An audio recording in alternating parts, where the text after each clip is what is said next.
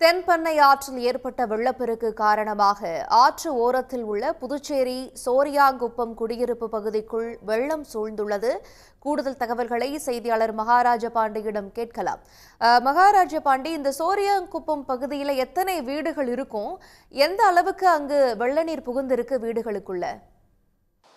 கண்டிப்பாக தென்பெண்ணை ஆற்றின் கிளை பகுதி போல் இருக்கும் இந்த பகுதி தான் புதுச்சேரி கிராம பகுதியான சோரியாங்குப்பம். தென்பெண்ணை ஆற்று கரையோரத்தில் இந்த கிராமம் அமைந்திருக்கிறது. இங்கு 500க்கு மேற்பட்ட வீடுகள் உள்ளது. 1000க்கு மேற்பட்ட மக்கள் வசித்து வராங்க. தென்பெண்ணை ஆற்றில் ஏற்பட்ட வெள்ளப்பெருக்கம் என்பது தற்போது இந்த ஊருக்குள் புகுந்திருக்கிறது. நாம் அங்குதான் இருந்து கொண்டிருக்கிறோம். ஊருக்குள் புகுந்த தண்ணீர் என்பது விளைநிலங்களில்தான் பாய்ந்து ஓடுகிறது. விளைநிலங்களை பாய்ந்து ஓடி மக்கள் குடியிருக்கும் வீடுகளுக்குள் சென்றிருக்கிறது.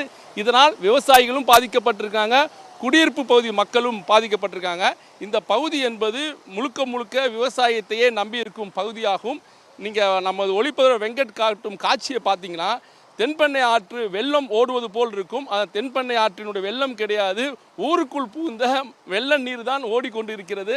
அந்த அளவுக்கு ஊர் எது, தென்பெண்ணை ஆறு எது என்பது அளவு தெரியாத அளவுக்கு தான் இங்கு காட்சிகள் இருந்து கொண்டிருக்கிறது. இந்த பகுதியில் 500க்கு மேற்பட்ட வீடுகளிலும் ஆள் உயரத்துக்கு வெள்ள நீர் புகுந்து இருப்பதால் பொதுமக்களுடைய வீட்டு உபயோகப் பொருட்கள், உடைமை பொருட்கள் உள்ளிட்ட அனைத்து பொருட்களும் முற்றிலுமாக பாதிக்கப்பட்டிருக்கிறது.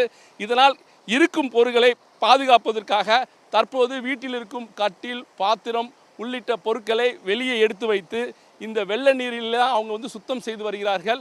ஏன்னா இவர்களுக்கு வேற எந்த ஒரு தொழிலும் தெரியாது, விவசாய தொழில் தான் நம்பி இருக்கிறார்கள்.